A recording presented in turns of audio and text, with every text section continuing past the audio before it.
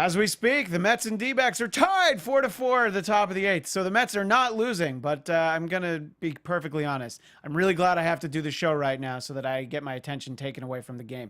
There's been enough Mets baseball in the last week, and most of it not good. And we're going to talk about all that because Mets Wrap 360 starts now. You're tuning into the destination for TV superfan discussion, AFTERBUZZ TV. And now, let the buzz begin. But I've said many, many times, this is one piece of music that no matter what kind of mood I'm in, and usually as a Mets fan, it's usually a bad mood, but it puts me in a good one. So, yeah, just take it in for a couple seconds. Mets aren't losing at the moment, but boy, has it been a rough week. And we are going to first welcome you, of course, to Mets Wrap 360. Make sure you follow us on Twitter at ABTV Mets. That way you can get all the updates on what we're up to. And of course, me personally, I'm at Christian DMZ. My friend Melissa Weinstein, away at work. How dare she be working on a weekday afternoon? But she's, as always, at Melissa Wine. In any case, we have a special guest joining us via Skype. Now, he won't see us, but all of you watching on YouTube will see him. And those of you just listening on iTunes, well, you'll hear him. So you'll see and hear him if you're watching here on YouTube. But anyway, Chris the Teacher, known well from Sam Roberts' show on Sirius XM. And Chris, welcome to Mets Wrap 360. Hey, Christian, thanks so much for having me. Yeah, and, we were put in touch, as with so many people. Kevin Undergaro seems to know everyone out there in the free world, and he connected us and said, you guys should talk. And as it so happens, I host a Mets wrap-up show, and you, in addition to being a regular caller on Sam Roberts' show, are a huge Mets fan. In fact, I believe you're a season ticket holder. Am I correct?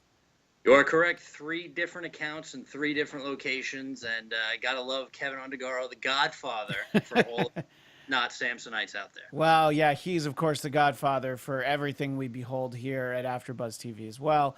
And, of course, wouldn't be right to not give a shout-out to the Godmother, Maria Menounos. Now, you actually sent me a couple of things. So for people watching on YouTube, you're going to see I've got the Matt Harvey gnome, and he's been pitching like a gnome lately. And, of course, the Keith Hernandez bobblehead, which when you don't live in New York, you see that all these giveaways come up, and it's very upsetting. You're also nice enough to send me the fancy World Series tickets from the 2 games I went to in 2015. So, Chris, it's the least I can do, have you on the show. But thank you for sending all that great stuff. You've made the set look good, and you've made my ticket collection look a little bit better because, I don't know about you, but I hate those paper printed home tickets. I like to accumulate junk, and so much of the junk I have is concert and sporting event tickets from the past 27 years at this point. Yeah, love the tickets. Tickets are a free keepsake. Gotta love it, especially the hard cardstock ones that I sent there. Lot of parks now, as I travel around the country to go to different stadiums, most going paperless now. Hate it, can't stand it. Yeah, don't like that. Like the hard tickets. Yeah, I think that for not to deviate too much, I think for concerts it's a little bit better for an anti-scalper approach, because a lot of times they'll make you swipe with the credit card that was paid for it. But you know what? I like to have little pieces of paper that remind me where I've been. I'm getting older. It's not as easy to remember. Anyway, Chris, talk a little bit about the work that you do for Metsmerized online, which I'm sure a lot of our audience knows, but talk a little bit about it. Yeah, when I feel so inclined, I get to write a piece, and it gets put through on Metsmerized. Great website. You get fantastic analysis. You get real-time breaking news. You get some fan pieces in there, too. So it's a really nice combination for the average fan. I think, in my opinion, one of the better, if not the best, website that's out there. Always quick with the information, and always some really good spins on things, too. Yeah, no, it's, I visit a few of them, but that's one of the ones I definitely like. And one other thing to talk to you about before we dive into, let's admit, what was an awful week of New York Mets baseball. Talk about Fee Free NYC website that you founded, which I guess is a website for Mets tickets, but with no fees, as the name implies. Yeah, what it is it's a bunch of different season ticket holders that come together that sell their tickets off really good locations. They do not mark up the tickets, so what they pay, you pay. And I facilitate sort of bringing the buyer and the seller together. no fees. It's just easier for us as the sellers for games that we can't go to without paying those terrible secondary market fees. And it's great for the buyer, too, because you save about 15 to 20% off not only the box office price, but also the fees on the tickets, too. So you can check us out. There's a link on my Twitter for Fee-Free NYC. I would definitely take a look if you're planning on going to a Met game. If we can't beat the price that you get, we'll tell you because it's not worth our time either. So check us out. Well, and I should have mentioned in the intro, at the Teacher Chris is actually where people can find you. So at the Teacher Chris. All right. Well, in a little bit, we'll talk to you about the trip you took to Milwaukee, which, I've traveled and seen the Mets lose on the road so many times. And it's a lot more fun when, they win. But living in Los Angeles, I don't even know how many losses I've seen here. I had a friend who lived in Atlanta for like 6 years. I think he saw the Mets win 2 games in all that time. So, it's rough to be at the, to be the visiting team and you're the fan of the visiting team and when you lose. But, it comes and goes. There's obviously moments. We've talked on this show about how Melissa and I were at NLDS Game 5 here at Dodger Stadium. And, there's some things that have been known to happen in the parking lot at Dodger Stadium. So we didn't let ourselves celebrate until we got all the way down and into our car. But, you can still have some special moments. But there have not been a lot of special moments in the past week. I guess the big story to talk about, easiest to start with, is all of the injuries. And Stephen in the booth, if you're able to bring up the New York Post cover that I sent in an email to the show's account, we'll take a look. And if we don't have it, that's all right. But we'll talk about that in a moment. But Chris, give us your thoughts when you hear about the litany of injuries that we've gotten as we've gone along throughout the course of the season. Most recently is Drupal Cabrera, and that was only a couple days after it really seems like Familia's pretty much gone for the year. I mean, if he comes back in September, why put him through that again? You know what I mean? Exactly. I think with the injuries, specifically Cabrera, it's, injuries happen to clubs. It just really has a lot to do with the way the Mets handle the injury in terms of possibly waiting to put somebody on the DL, playing shorthanded. It just seems to be the MO of the club to do that, to mishandle it, because injuries happen. There's a lot of finger pointing going around about the Mets trainer, and that's really the wrong place to point the finger. A trainer is a reactive position. He can't stop injuries from happening. He's going to react. He's going to react to them. He'll be the first one on the scene and try to diagnose them and then send off to a team physician or a doctor. But really, the finger should be pointed at the strength and conditioning program, both in season and in the off season, how well these kids and these guys and these men are being prepared to play baseball. Because right now, it doesn't seem like they're being prepared as well as they can. Yeah, I mean, that's the practical approach. And, of course, the more emotional approach is the cover that we're showing on YouTube now from the New York Post. Why does God hate the Mets? And, it's times like this you just feel like, yeah. And this will tell you a lot about being a Mets fan. My same friend who used to live in Atlanta, actually my friend John had been on this show in the past, he actually went out and bought that paper because he felt like he should have that cover. That'll tell you so much about Mets fans, that we feel like we need to also own the covers insulting us. It's just like, no, it's kind of fitting that we feel so strongly that God hates us as Mets fans that, let's put it in a nice frame where everyone can see it. And that's all of the other good thing about being a Met fan. If you are going on the road, you usually get the pity of the home team, which is really nice. And I've seen them. Milwaukee was number 26. This is 26 stadium. I've seen the Mets play. Wow. I'll be going to Texas in 3 weeks for 27, and I'll be out in Seattle in July for number 28. And I've really never had an issue with fans. Sometimes in Philly, when the Philly fans were showing up in the late 2000s, 2008, 2009.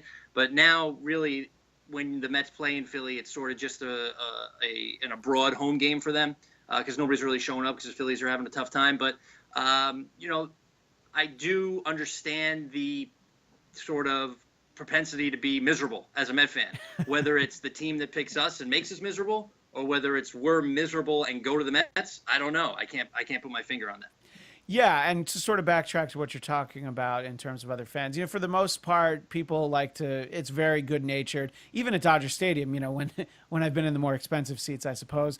But, the back and forth is fine. It's usually a matter of, don't answer the guy who says something. You know, don't. I was with somebody, who was a friend of a friend once, and he turned around and he was like, "Oh yeah," like he was like, "Oh, we're gonna fight about this." I'm like, "No, I'm not gonna fight about the Mets. Like, I'm not getting into that fight at Dodger Stadium. You're definitely on your own on this fight because it's just, yeah, go ahead. You could."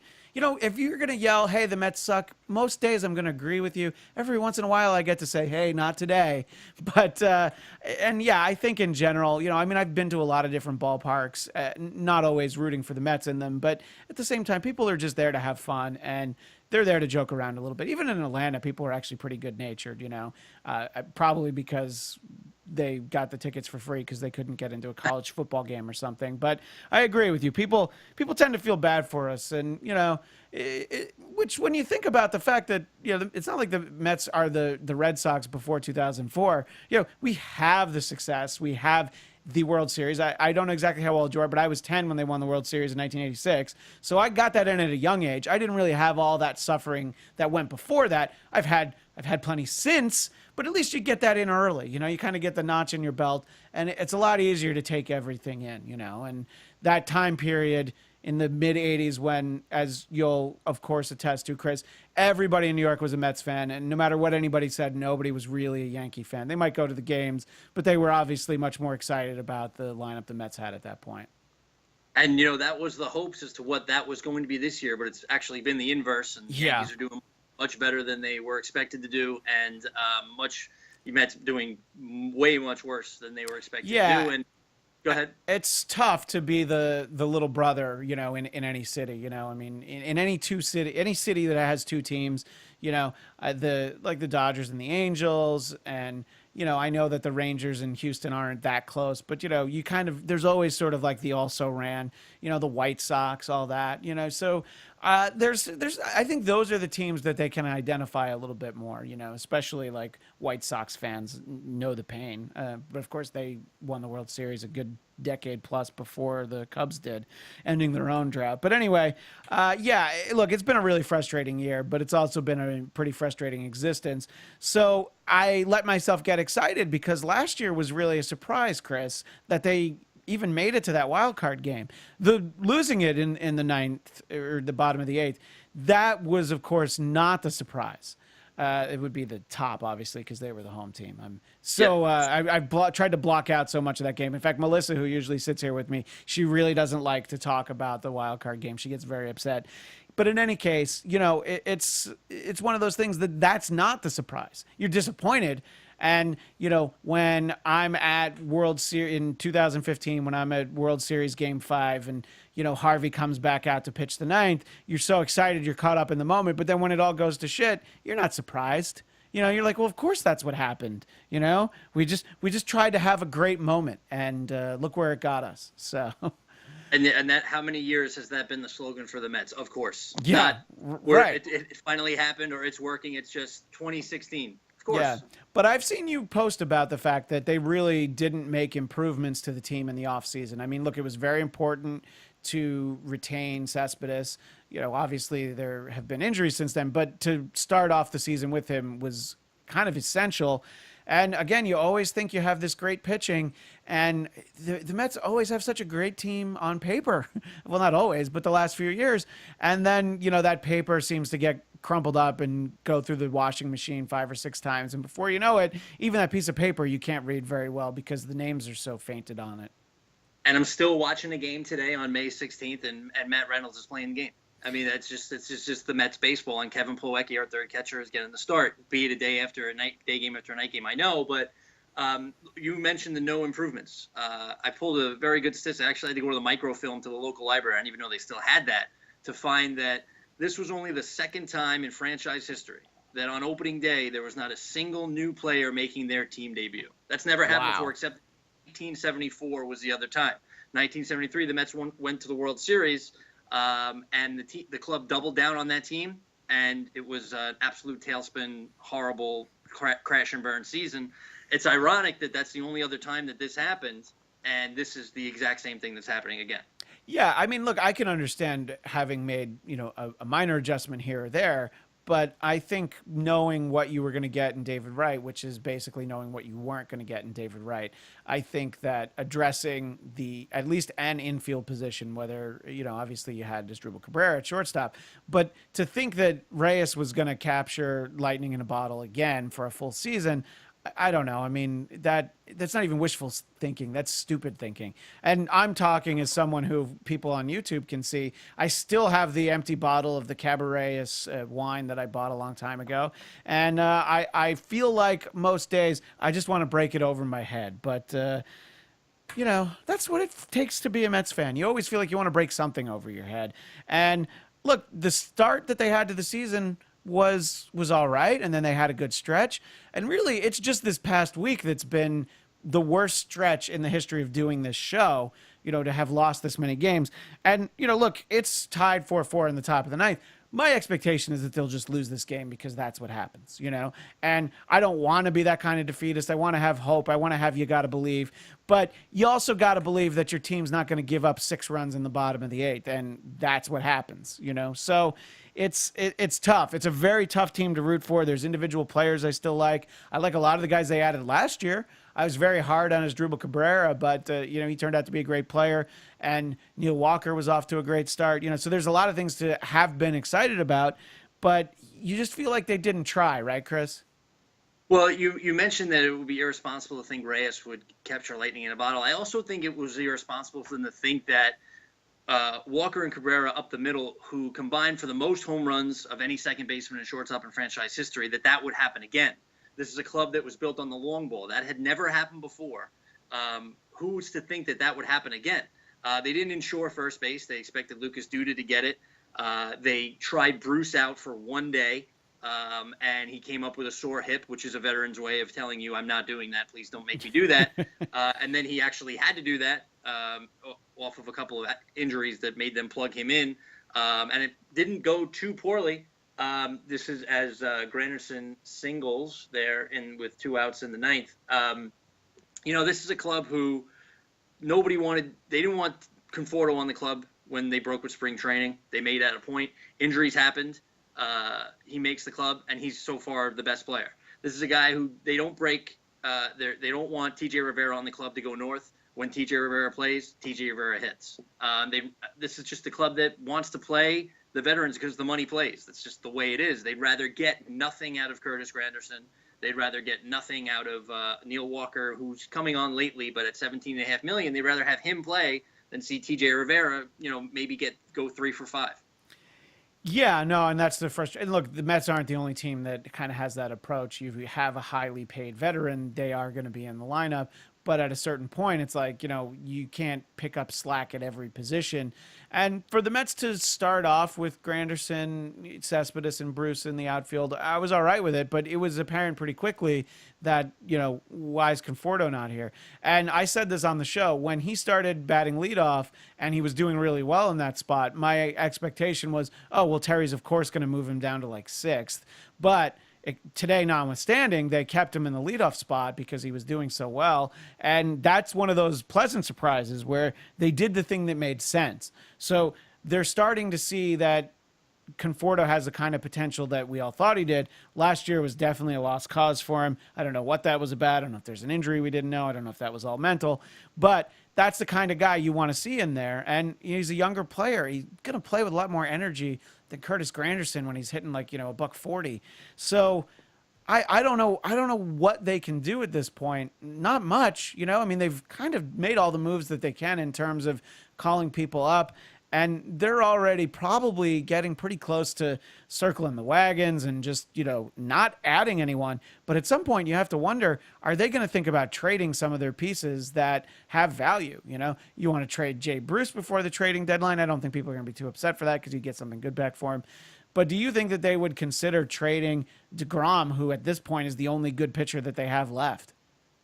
I don't think they move any pitching. I think only because it's low cost, as Granderson's still second here. I don't think they trade the pitching because it's low cost, and that's what they want. They want low cost options with a high upside. That's the Mets. Grandy's That's the trying to make me look bad by stealing second at and it's funny because I always talk about how old he is, but he's like 35, which I know for a baseball player is old. But at the same time, I'm like, oh yeah, I'm actually a lot older than him, and I do have the hip injuries like Jay Bruce. I'm playing with a sore hip today, but anyway, that's the point though.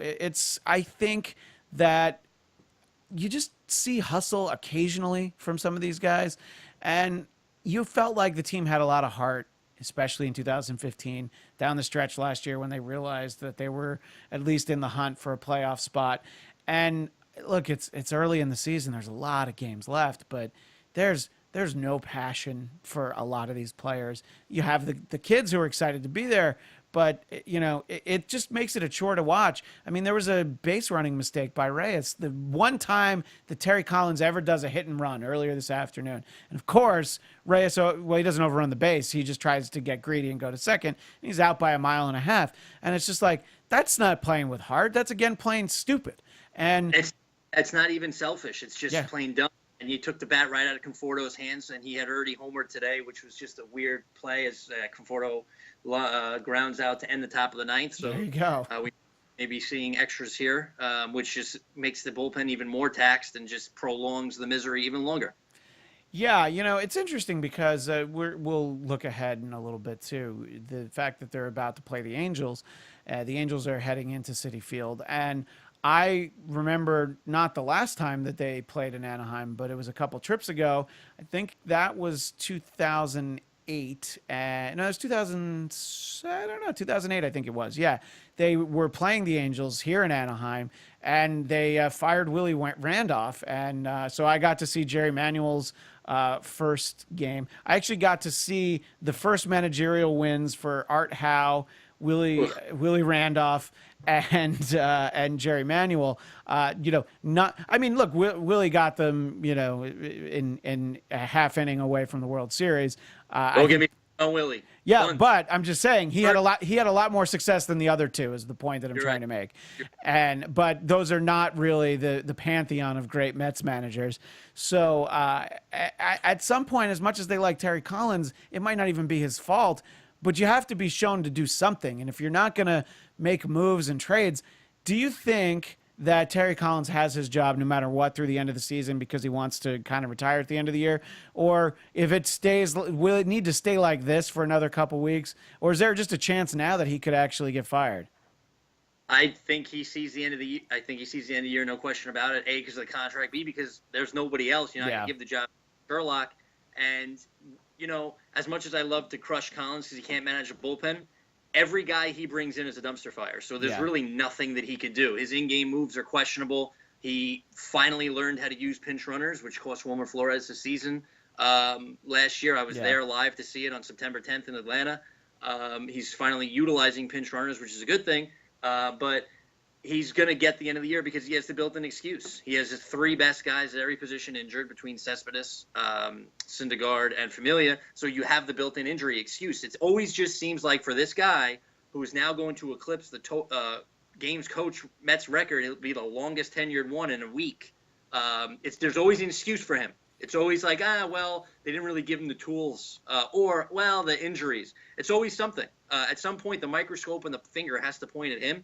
Because yes, he is the longest tenured Mets manager. He's way under 500 in his tenure. Yeah. And the clubs have seemed to have that swoon in the middle of the season, even the ones that did well last year and 2015. Sure, there were injuries, but those clubs were buoyed by a fast start in April in both years. This year we see just the opposite. I think the hole might be a little bit too deep for them to climb out of, especially when the Nationals are an absolute juggernaut. Yeah, I mean, this seems to be the year that the Nats are actually putting it all together. They have the pieces, and that doesn't mean that you can give up in the middle of May. And you're talking about the midseason swoon, which we've seen. We had the early May swoon, which was like, no, this is way too early for that. And look, you have to give him some credit because that's legitimate that there are all those injuries. You don't think your closer, your best pitcher, and your best position player are all going to get hurt at the same time that early in the season, two of which who are gone for a substantial amount of time, all three of them maybe as well. So, it's very hard to put a team on the field that can win, but the guys that are there just seem like I don't know that there's no fire in the belly. Somebody wrote that in a comment on a past episode, and you'd like to see it, but I don't know that exists in the organization. I think you're right that Terry, there isn't really anywhere for him to go. There isn't anybody else to replace him. You might as well ride it out, because what are you going to do? Pay somebody else to manage while you also pay Terry to manage, and then you're going to still lose as many games. So that's just sort of the narrow view. You just feel like, oh, what can we do? And you look at that bullpen that you referenced. This is like late August form, to talk about an early swoon, to be this overworked and this ineffective that early. I mean, I don't want to wish ill on people, but could Rafael Montero just fall down a flight of stairs and break his arm? Just enough. Like, I don't ever want to see him again. And yet there he is. Just the other day I was like, well, we'll just have him clean things up. And I don't know exactly what his ethnic background is, but I think Montero does translate into dumpster fire, as you alluded to. Well, he's like a cat with like 12 lives, not even 9, because the guy, he just keeps showing up. He's just like the bug that you think you squished, and he just runs away, and he's still there. But the thing with the bullpen that really irks me is that this is a bullpen that all industry insiders thought Familia would be missing for 50 games for suspension for domestic violence. The Mets chose to not make a move. It was surprising that he only got 15 games. So they thought they were going to be missing him for a third of the season, and they thought they would piece it together. Now they are going to be missing him for that chunk of the season, which was expected to begin with, though yes, it is by injury, not by suspension. And the front office did nothing. They thought they'd piece it together. You also have 60 to 80% of your starting rotation coming off injury, and a club mandate to pull the pitchers early and protect those pitchers and protect their innings and protect their arms. But you didn't build the bullpen to counteract that. You didn't build the bullpen. There were times when they were still carrying 8 pitchers, and they're winning games by 5 runs and still using 5 pitchers. You can't do that. Yeah. No, I mean, that's not a recipe for long-term success, and clearly that's what happened. They were actually playing pretty well for a while there. They even, going back just a couple weeks, they were winning a bunch of series. They would lose the third game in a very disappointing fashion, but they were still winning. And now it's just like you literally see, warts and all, what the problem is with this team. And I think that, look, you didn't need to necessarily sign a closer because you had Addison Reed, but you had to shore up the bullpen. I was not a fan of Tyler Clippard's tenure with the ball club, but you need a guy like that. You need somebody who is an effective Tyler Clippard, which is probably what every 30 teams in baseball would probably like, an effective Tyler Clippard, like a great 7th inning guy who can sometimes pitch the 8th or whatever. And they just haven't had. I don't know how much Hansel Robles I've had to see, and he's not even a bad pitcher all the time. It's just he works so much, like you're saying, and I don't know. It's it's so disappointing to watch. And speaking of disappointing, let's talk a little bit about some of the games since our last show. The series against the Giants, they actually won. Those were a couple of good games. There was a game where Wheeler won. That Wednesday game, that was rough. That Wednesday afternoon last week, the 10th. I mean, that was like the Giants getting 4 runs in the top of the 9th. I mean, that was when we knew something was wrong with Familia. And, I don't know why he pitched with a 5-run lead the night before. They said that in the broadcast. But it was like the score of that game, the way that they lost that game, it's kind of insignificant if you go on the road and you have even a decent 500 road trip. But it's been so bad ever since. It's like the middle of that game onward, it's just been like, bizarro Mets season, and it's just been so bad. And you had the great misfortune to watch some terrible baseball in Milwaukee, which is a ballpark that I love, Miller Park, by the way. Was that the first time you'd ever been there? That was the first trip out to Miller Park. Brought my whole family, my wife and both kids. We were actually at the Monday game that they won on a walk-off hit also against the Giants, so we were riding high. Sure, we have the Familia blown save on the Wednesday, but, you win the series. I also didn't like Terry's in-game moves there, using Conforto with nobody on base. I didn't like letting Plawecki hit to end the game instead of Rivera, who, unbeknownst to everybody, is actually red hot now with a 10-game hit streak. But, yeah, Milwaukee, that was our first trip, and just as we all predicted in the offseason, I'd go there, and what would I be talking about with the fans? Matt Harvey's Page 6 article about his mental breakdown and not showing up in his suspension and his ERA of 5.5. You can't. That's what everybody wanted to hear about. Every Brewer fan. What's up with this guy? Didn't he start He started game World Series game in the 9th inning. He started the All-Star game. Yeah. What's up with this? And they started asking me about tabloid stories instead of about whip and ERA. What did he put in that locker? No, I know it is. And by the way, Milwaukee, that's like the most fun outside the ballpark because everybody's tailgating like it's a Packers game. And I don't know, just that was so much fun. Like, you used to get a little bit of that at Shea Stadium when I was younger, but you really don't see it on that scale. People are there all day like they are for football. And I don't know, I think that just makes for it's a great environment. People are so invested. And you want to talk about fans that haven't had a lot to cheer about in their team's existence, the Milwaukee Brewers. So, that's a fun group of people to get to visit with. Now, you obviously got to talk about all that stuff. Now, did you go to the Friday and Saturday games? Which games did you go to in Milwaukee? We went to the Friday and Saturday night games. We were actually spending the weekend in Chicago, and we just drove up for the game. About 90 minutes, very similar to New York to Philly. I don't know what the California equivalent of that would be, but it's about a 90-minute drive. Once you get out of Chicago, it's a straight shot. And we saw the Friday night game, which was entertaining. Harvey got knocked around a little bit. There were some homers, and then they blew it. And then Saturday, Gesellman was just a disaster. Yeah. But my kids were happy. They were bratting it up, eating the brats. They were eating some cheese curds. So they almost expect it. Sadly, these poor children, 5 and 7 years old, are like, we know the Mets aren't very good, but we love them. It's like, these poor kids. Well, when you get to go to Miller Park, you of course get the sausage race, which there's a lot of other races, but the sausage race is like the race, and I don't know, I love that. I love that ballpark. I love everything about just sort of taking in a game there. And your kids have already lived through enough frustration and aggravation. I've talked about this on the show. I talked about it actually the very first installment of Mets Wrap 360, which was just over a year ago. And we talked about the fact that my son Felix was born July 26, 2015. So he was born the week of the Wilmer not traded thing and signing Cespedes and that run all the way to the World Series. So going into the World Series, I was just like, Felix was a good look charm. Finally, he's going to know like real great Mets success. And look, they got to the World Series, so that part was good. But, he's not even 2 yet. But I think I told you this when I talked to you. We talked once before this for the sake of our audience, just letting them know. The only baseball game Felix has ever been to, Bartolo Colon hit a home run. So he's going to have to expect that sort of crazy happenstance whenever he goes. Yeah, maybe you can have another kid so the Mets can go on another streak. that might be what it takes. So, I'll have to text my wife.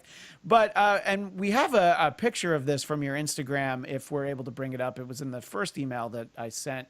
And I guess, was it a foul ball or a home run? What happened? Your son actually or did Conforto toss him a ball? Am I remembering that correctly? Conforto tossed him a ball, and then later Duda tossed my other son a ball. He was all jacked up.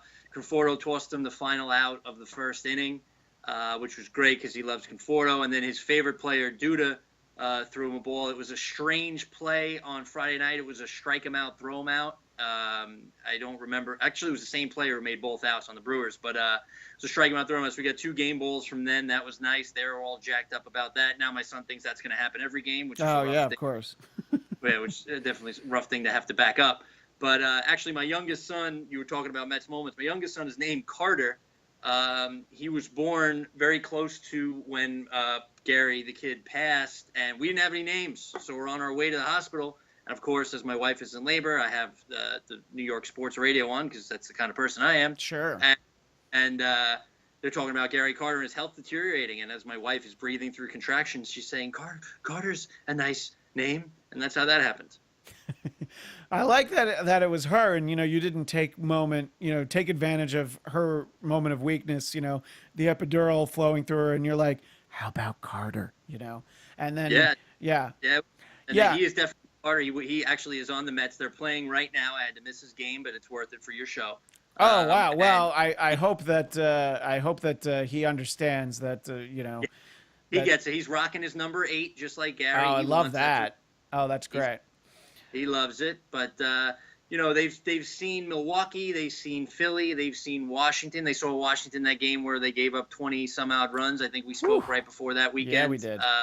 Thor got hurt, which was a really nice long ride home. And then they've seen St. Louis too. I love getting around, seeing all the different ballparks. It's really awesome. You get to try the food, you get to talk to the fans, you get to see the cities. It's really nice thing, and I would encourage as many people as possible to do it. Yeah, I've done a few of those trips. An old roommate of mine, God, it was 15 years ago now, in 2002, we did a ballpark tour of the Midwest. I caught the Mets a couple times, but just you go into a ballpark and you talk to the fans, you just learn a lot about the people in a city just by sitting there and hanging out. And I don't know, it is a great way to actually get a sense for what it's like, to be a Pirate fan or a Tiger. And the year that I was there, 2002, the Tigers were on a clip. I think they almost lost 120 games, but they managed to pull it together at the end and not. So it was like one of those kind of years. So, it's fun to get to talk to people like that. And you said you're going to Texas this year, and is there another one you're planning on heading to? Yeah, I'm going to Texas in 2 or 3 weeks whenever the Mets are there, and then Seattle in July. I've seen some great moments. I saw Glavin's 300th at Wrigley Field. It was Sunday Night Baseball. Oh, nice. I saw the Mets clinch, and I actually got doused in champagne. I was just going to tweet the video to your account, so maybe you guys can pull it up.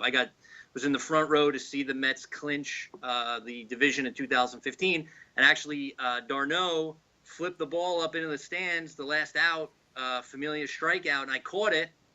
Tried to give it back to the club, went through some back channels and reached out to the Mets media relations, got the ball back to the club when other people would probably try to keep it or try to hold it for ransom. I got it back to them because I didn't do anything. It's theirs.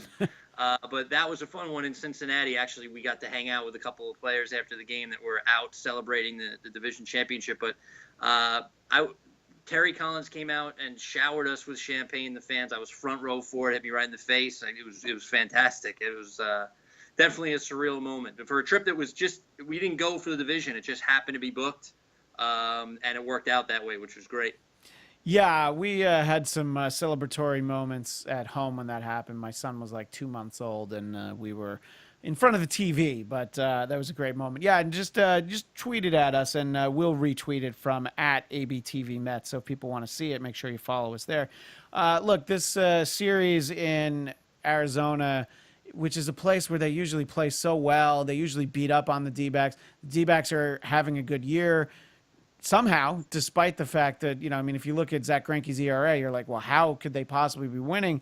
But, you feel like it's just not a good year for the Mets. If they're going to go in to Phoenix and they're going to play this badly, it's just like, man, this is the place they always play well. So, to give up 6 runs in the bottom of the 8th is like infuriating as that is. It's so much more telling than just that. You're just like, this is going to be a rough one. It's not going to be a great season. I don't think there's any real way to save it, except, of course, as we talk about a lot on the show, the great broadcasting team that the Mets have, both on the TV and the radio side. So, you can kind of still, at least they're in there with you. You have Gary, Keith, and Ron on TV, and I love Howie Rose on the radio. But, these games in Phoenix, you just watch them. And, this is one of those ballparks I've always wanted to see the Mets. I'm so glad that these games were during the week, because if it had been a weekend, this might have been the year I tried to go. And that would have been my luck that I would have gone to the game, where they give up 6 runs in the bottom of the 8th. So Arizona's nice. It's cool. It's like a big airplane hangar. I saw John Maine throw a gem there. You spin a gem there years ago. I think it might have been 07 or 08. That was a good one. But, yeah, it's just, it's not a very endearing club. You used to get excited to watch Harvey. Now it's like, how bad is he going to be? I think that's a high fly ball to center field in the bottom of the 10th here. I think that, how bad could Harvey be? Maybe you tune in to watch DeGrom, but you don't want to see Gazelman. Thor's not there. There's no real storylines in the lineup. You might like to watch Conforto, but what are you tuning in to watch this team for? It's just and attendance has reflected that. The Mets are number 17 in the MLB in attendance so far through the season. This time last year, they were number 10, and they're behind teams that they shouldn't be behind. And sure, the 2 Sunday night games hurt attendance, but it's also counting tickets sold. So people aren't even buying the tickets to go. So, I'm a little nervous about the attendance the rest of the way. I think it could become a ghost town because if people weren't going at the beginning of the season when the tickets were very cheap, as the ticket prices increase over the summer, what's going to draw people to the park? Is it going to be a bobblehead? Sure, that's one day out of a week. But what is going to bring people to the park? There is no compelling storyline for you to come and watch and see. Yeah, no, I know. And I mean, and that obviously also will reflect to, I mean, the TV ratings isn't necessarily something we have to worry about, but it's just, the overall performance of the club really does impact that. And you never know where they might start looking to cut costs, maybe like, maybe just Ron goes on that trip. They start trying to cut corners on that if people are not that invested in the team. And look, it's not about to get that much easier, by the way. I mentioned that the Angels are coming into Citi Field, and that's always frustrating because that means that the SNY broadcaster blacked out for me here, so I have to watch the Angels broadcast. You don't get too many of those when you live out here. You usually have like 2 series against the Dodgers, and that was all right when you had Vin Scully. But so you have that, and then they're going to play the Padres, which, God, if they can't win a series against the Padres, I might have to I don't know what I would do. Maybe stab my eyes out. That seems a little drastic. They're going to play the Pirates, which is another great ballpark that I like. And the reason why I'm just sort of flying through this is because eventually the Brewers at the end of the month are going to be at Citi Field. And I want to address one sort of final thing here in our last few minutes about that series, which is the bat flip by Manny Pena on Mother's Day, where, first of all, I had to look at the worst uniforms I've ever seen.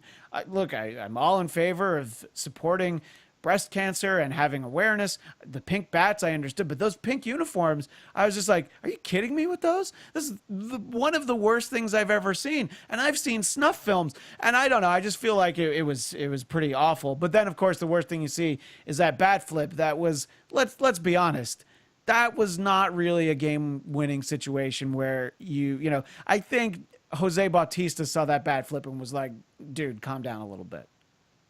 Look, if the guy's pumped up and the guy's excited, you got to let it happen. I don't think it was for, showing up purposes. If the Mets want to do something about it, how about you win the game? How about sure. Oh, yeah, no. But at the same time, it's something to look forward to at the end of the month because the Mets they'll never retaliate. They'll never do anything. Maybe they'll throw behind somebody like Utley. Yeah. How about you just get the guy out? How about and you mentioned about the record, how it's not going to get any easier.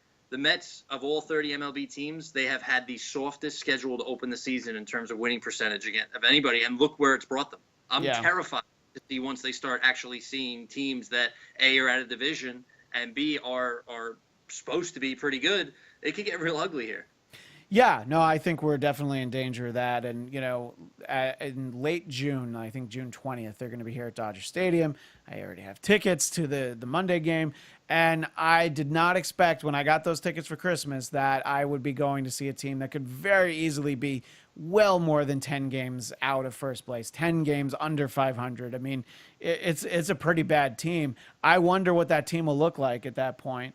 I'm still going to go. I'll still be excited. And, I'll definitely be on the receiving end of a lot of banter, depending on the way the team plays.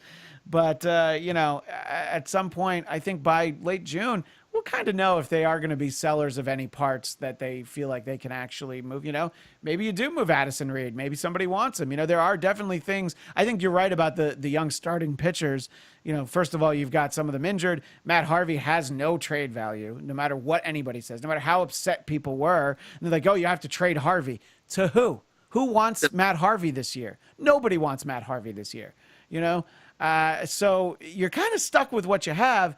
But anybody who is kicking the tires on stuff that you might be interested in, I think you got to listen. If it stays like this, and God only knows what I'll be looking at in June, Chris. But you have season tickets. So do you actually? How many games do you go to? Like every week or so, every homestand, or how do you usually do it? I do it by matchup. I sell everything, and then whatever I want to do, I change into other games. I think I'm taking my children this weekend on Saturday. And then I'm going for this all-you-can-eat, all-you-can-drink thing, which I'll never miss next Wednesday against the Padres. The only way that I would get out there for a Padres game. But One other thing that you mentioned about it, they have a lot of expiring contracts, so they might have pieces to move. If Walker's playing well, even if Cabrera's playing well, those are two guys that aren't in the long-term plans. They'll get rid of them. If Duda's playing well, look for him to get moved because they have their income. They have Dominic Smith. They have his replacement ready to go at any time that they want to call him up. He's MLB ready. Addison Reed, like you said, is his final year of arbitration, so he's another guy that you can dump and you can get rid of and get some money off. If Granderson comes out of this, he's a guy maybe for some leadership. If somebody needs a fourth outfielder or a left-handed power bat in a small park, that's somebody that you could see getting rid of. But the thing is, they're kind of roster locked right now. They don't have many different ways to turn. They're kind of like in their own straitjacket because they've made this club that was supposed to be versatile and was supposed to be able to withstand any kind of injury problem, and it hasn't worked out.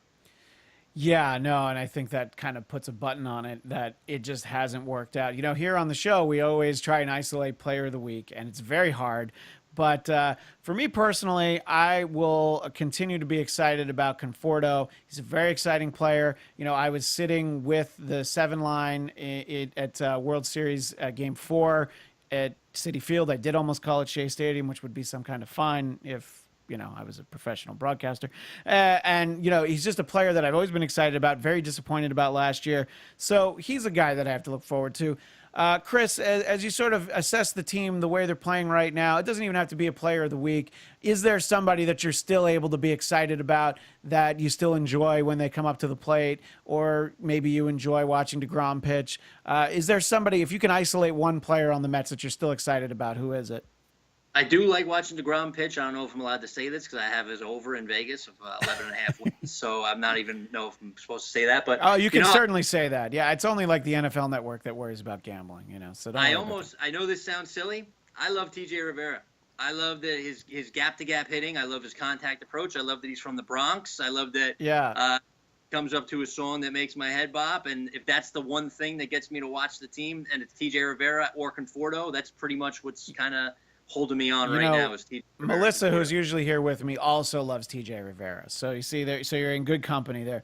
Well, Chris, look, I really appreciate you taking time out of your afternoon. Sorry to your son though that you missed his game, but I'm sure you'll be there for all the other ones throughout the season. So that's Chris the Teacher from Sam Roberts Show at the Teacher Chris. Chris, thank you so much. I look forward to talking to you again down the road. Yes, Christian, and keep your eyes open for more packages. They're coming. Oh, boy. All right. Yeah, well, thanks. And as I mentioned, he sent some great stuff to me. Anyway, so thanks so much to Chris. That was really great getting a chance to talk to him. And thanks to our pal Kevin Undergaro for putting me in touch with him. So anyway, as we always make sure that everybody knows, be sure to follow us on Twitter at ABTVMets. You can follow me personally at ChristianDMZ. Just keep an eye right there, on for what's going on. We have some exciting things to let everybody know about in terms of baseball coverage here at AfterBuzz. So keep your eyes peeled. Please follow us. And thanks so much to everybody who watches and joins us in the chat. Thanks to Melissa. Thanks to Andrea Fasano. And, of course, today's guest, Chris the Teacher, for joining us. Anyway, we'll see you all soon here on AfterBuzz TV, and let's go Mets. From executive producers Maria Menounos, Kevin Undergaro, Phil Svitek, and the entire AfterBuzz TV staff, we would like to thank you for listening to the AfterBuzz TV network. To watch or listen to other after shows and post comments or questions, be sure to visit AfterBuzzTV.com. I'm Sir Richard Wentworth, and this has been a presentation of AfterBuzz TV. Buzz you later. The views expressed herein are those of the hosts only and do not necessarily reflect the views of AfterBuzz TV or its owners or principals.